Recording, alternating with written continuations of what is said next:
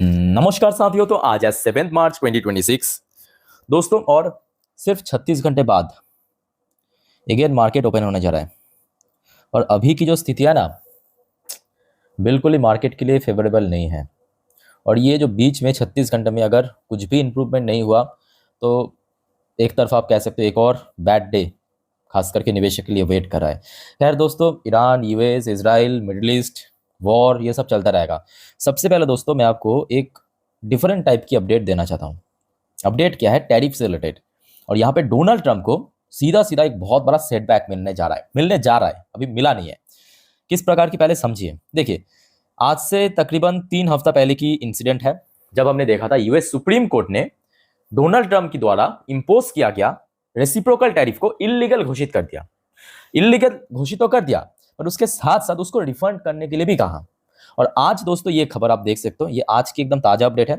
US plan $166 billion Trump tariff refund within 45 days after court ruling. How the single payment system will work. मैं आपको थोड़ा एक बार पढ़ के सुनाता हूँ यहाँ पे एग्जैक्टली जो आर्टिकल्स में मेंशन किया, तो आपको बेटर क्लैरिटी मिलेगा। और ये मैं कहूंगा आज की डेट में जहां पे यूएस इतना बड़ा जंग पे इन्वॉल्व हो चुका है, तो यहाँ पे ट्रम्प के लिए सीधा सीधा एक बहुत बड़ी सेटबैक मिल रहा है। क्योंकि देखिए, जंग मतलब क्या, पैसे की बहुत ज्यादा जरूरत पड़ता है, इकोनॉमी काफी क्राइसिस में आता है। ऐसे में एक और दोस्तों यहाँ पे बड़ा अमाउंट पे करना पड़ेगा। देखिए, the US customs and border protection यानी CBP is preparing to build a system to refund tariff imposed under US President Donald Trump within 45 days after the Supreme Court ruled the duty is illegal।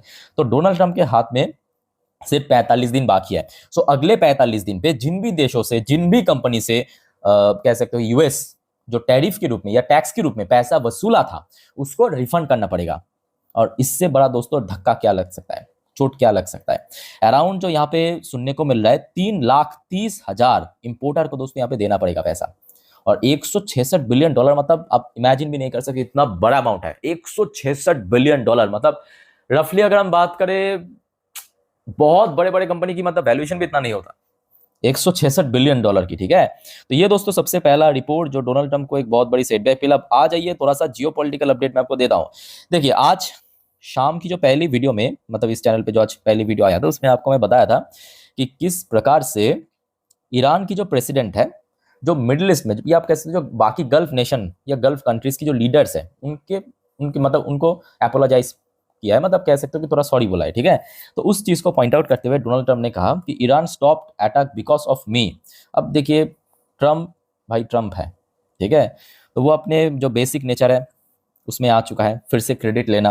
तो Iran ने जो सुबह सुबह हमने देखा था कि जो गल्फ नेशन के ऊपर हमला करना बंद किया था, उसके बाद ईरान की जो प्रेसिडेंट ने अपोलोजाइज किया है सोशल मीडिया में आके, तो उस चीज़ को कहा कि ये मेरे वजह से हुआ, मेरे मेरे अरब कंट्रीज हैव थैंक मी। तो बाकी जो गल्फ नेशन या अरब कंट्रीज हैं, उनको मतलब ट्रम्प को थैंक्स बोलना चाहिए, या आप कह सकते हो कि थोड़ा सा यहाँ पे होता है ना, मतलब तारीफ करना चाहिए, इस प्रकार की थोड़ा क्रेडिट देना चाहिए, इस प्रकार की इन्होंने कहा। अच्छा, उसके बाद आ जाइए अब डोनाल्ड ट्रंप की तरफ से एक और एग्रेसिव स्टेटमेंट। पहले ध्यान से समझना इस स्टेटमेंट की जो डेप्थ है। Trump insult Iran, warn of big strike. तो एक और दोस्तों बड़ा स्ट्राइक हो सकता है।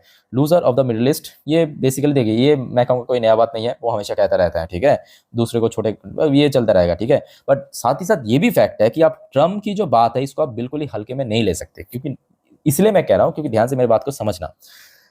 लास्ट संडे मॉर्निंग पे ये खबर मिला, आयतुल्लाह अली खेमेनी जो ईरान की सुप्रीम लीडर है, उनकी डेथ हो चुका है। बट उस इंसिडेंट के पहले तकरीबन कितना होगा, देर देर नहीं, लगभग 2-2.5 हफ्ता पहले, मुझे अच्छे से याद है, मैं आपके साथ शेयर भी किया था। ट्रम्प ने एक्चुअली एक ट्विटर पे, जो ट्रम्प की है ना सोशल मीडिया, ट्रूथ सोशल, वहां पे कहा था कि खेमेनी की जो चाल चलन है, मतलब जो खान पान, सब मुझे पता है। सिर्फ इतना ही कह के रख दिया था। और देखिए, ईरान उस चीज़ को हो सकता है कि उतना सीरियसली नहीं लिया।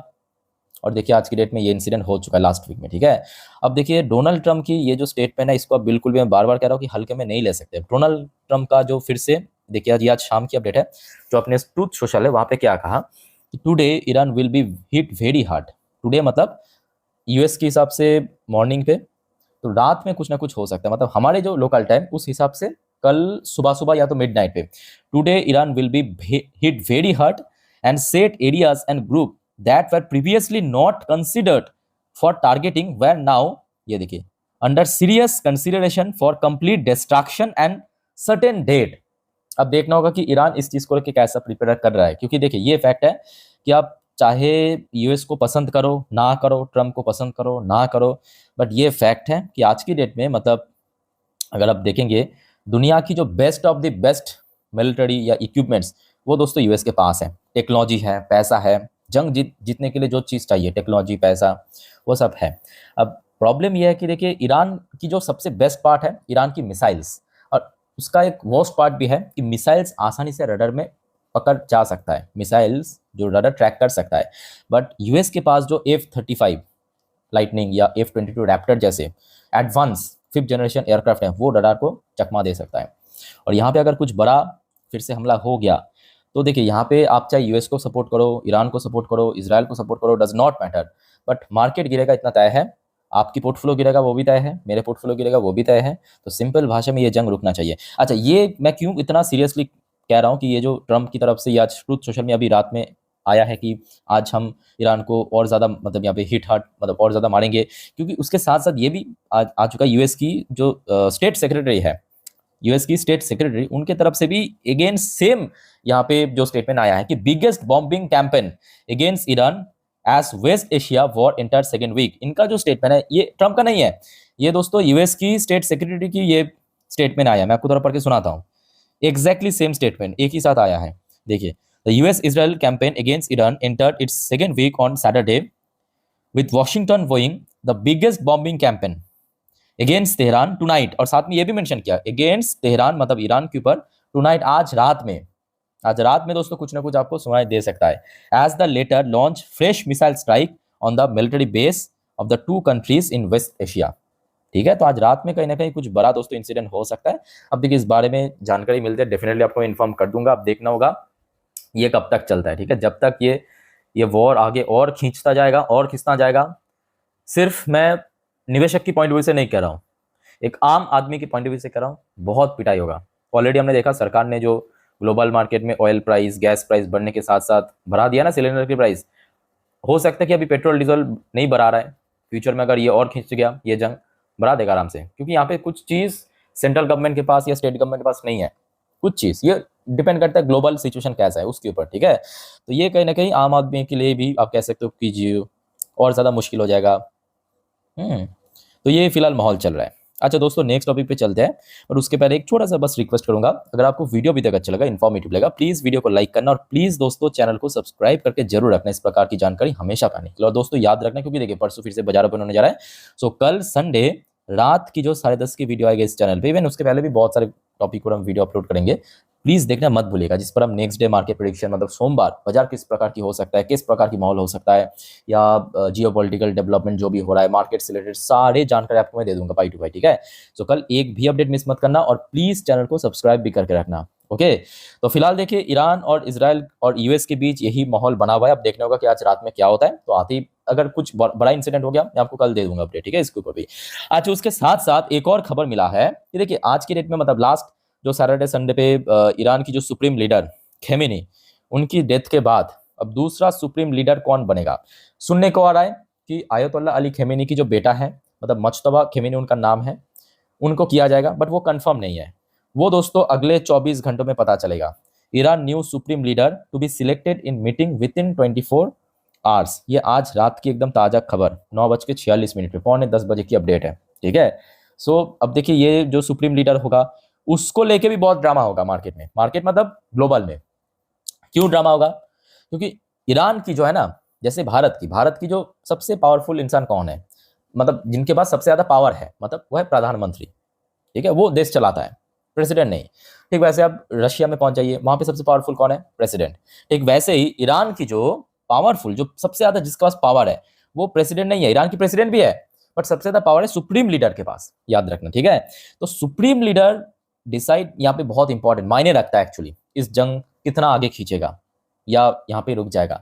क्योंकि ऑलरेडी हमने देखा डोनाल्ड ट्रंप की तरफ से ऑलरेडी स्टेटमेंट आ चुका है कि सुप्रीम लीडर की चुनाव हम करेंगे, मतलब ट्रंप करेंगे। अब ट्रंप के अकॉर्डिंग अगर ठीक ठाक नहीं हुआ, फिर से और ज्यादा हमला हो सकता है। अगर मान लीजिए कि रशिया या चाइना की फेवर में कोई ऐसा व्यक्ति आ गया तो और ज्यादा बढ़ सकता है। तो कुछ भी हो सकता है यहाँ पे अगले 24 घंटों में। यहाँ पे मतलब अगले 24 घंटे आप कह सकते हो कि कल रात तक बहुत वाइटल होने जा रहा है। एक तो ये इंसिडेंट आपको पता चलेगा, मतलब सुप्रीम लीडर, ईरान की नेक्स्ट सुप्रीम लीडर कौन बनने जा रहा है। ऊपर से यूएस की तरफ से कुछ बड़ा एक्शन लिया जा सकता है, बॉम्बिंग कर सकता है, ठीक है। तो आते ही मैं आपको इन्फॉर्म जरूर कर दूंगा। अच्छा भाई, तो उसके साथ साथ देखिए भारत की तरफ से भी आज एक जवाब दिया है, जो यूएस ने कल क्लेम किया था कि भारत के लिए 30 दिन की छूट दे रहा हूँ, रशियन ऑयल खरीद सकते हैं भारत।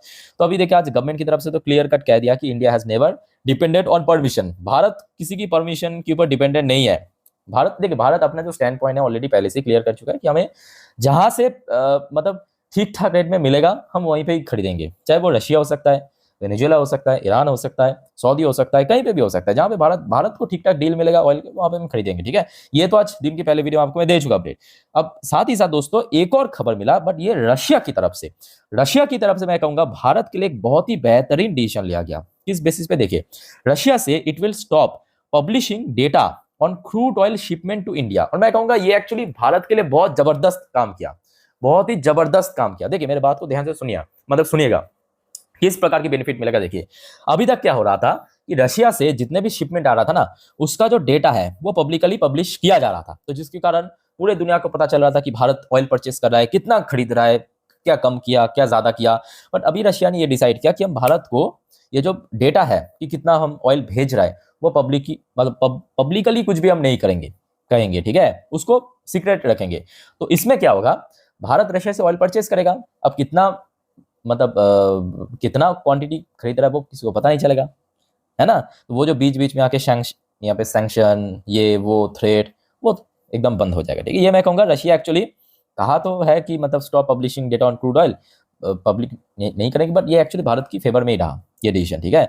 अब देखिए ये जंग अगर आगे खिंचता गया, ना केवल यहाँ पे ऑयल गैस, बल्कि उसके साथ साथ दोस्तों एक और बड़ी दिक्कतें आएगा। कहाँ पे पता है? ये जो फर्टिलाइजर की जो सप्लाई चेन वो टोटल डिस्ट्रैक्ट हो जाएगा। और इसमें क्या होगा, सीधा सीधा जो किसान है उनके पास मतलब उनका जो एक्सपेंस है वो और बढ़ जाएगा। तो क्या होगा, खाने पीने का जो सामान है उसकी प्राइस बढ़ जाएगा, ऑटोमेटिकली गैस बढ़ चुका है, आगे पेट्रोल भी बढ़ सकता है। तो बहुत सारे यहाँ पे इशू जुड़ा हुआ है। सो देखिए एकदम अगर हम एकदम क्लियर कट बात करें, ये जंग रुकना चाहिए। अगर नहीं रुका, ये जितना और लंबा खींचेगा और इशू बढ़ता जाएगा, कम नहीं होगा। क्योंकि याद रखना यूक्रेन और रशिया के बीच जो जंग चल रहा है वो अलग कॉन्टिनेंट पे हो रहा है, और ये कहाँ पे हो रहा है, ये एशिया में हो रहा है। एशिया में एक ऐसी जगह पे हो रहा है जहां पे दुनिया की 20% ऑयल ट्रेड वहां से होता है, वो आज की डेट में सीज है। भारत चाइना के लिए थोड़ा बहुत छूट दिया है, बट इम्पैक्ट तो पड़ेगा भारत में भी, क्योंकि अभी ग्लोबल मार्केट में क्या हो रहा है, ऑयल प्राइस बढ़ रहा है, ठीक है। तो ओवरऑल देखिए माहौल अभी खराब चल रहा है। अब देखिए ये जियोपॉलिटिक्स है, यहाँ पे हो सकता है कि अभी खराब है, 1 घंटा बाद अच्छा भी हो सकता है, कल अच्छा भी हो सकता है और खराब भी हो सकता है, कुछ भी हो सकता है। मैं आपको जानकारी दे दूंगा, बस दोस्तों आप चैनल को सब्सक्राइब करके रखना, और कल दोस्तों मिस मत करना एक भी अपडेट, ठीक है। और ये जो 2 पॉइंट है मैं आपको बताया, ये जो आज रात में कुछ बड़ा धमाका हो सकता है, ईरान पे कुछ बड़ा बॉम्बिंग होने जा रहा है, उसके साथ साथ ईरान की तरफ से जो अगले 24 घंटों पे सुप्रीम लीडर घोषित होगा, इसके ऊपर जानकारी आपको मैं कल दे दूंगा, ठीक है, आधे ही दे दूंगा। So don't worry. और कोई कंफ्यूजन डाउट है कमेंट करके पूछिए। इस वीडियो को वाइंड अप करता हूं, मिलते हैं नेक्स्ट वीडियो में। टेक केयर, बाय बाय, जय हिंद।